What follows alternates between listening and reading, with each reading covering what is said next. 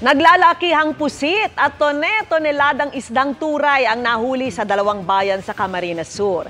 Yan po ang tinutukan ni Chris Novello ng GMA Regional TV, Balitang Bicolandia.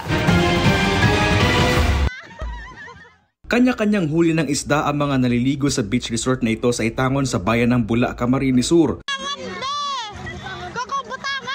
Kuha ang video nitong madaling araw ng Abril 10 kung saan sandamakmak na isdang turay ang napadpad sa baybayin. Nabigla po kaming lahat kasi nung time na yon nagbibideo po ako yung nangingisda dun sa may bangka. Tapos kala namin nung una yung mga dilis lang yung tumatalon dun sa may mababaw na dagat.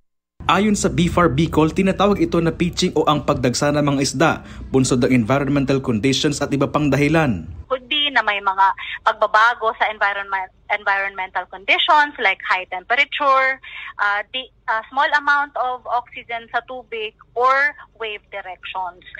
Posible man po na it's because na itong food source ninda is near the shore.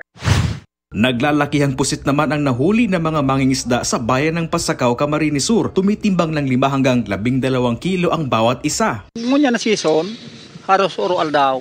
Kumisan, sarong aldaw lang yan mapaligis. Iguana naman.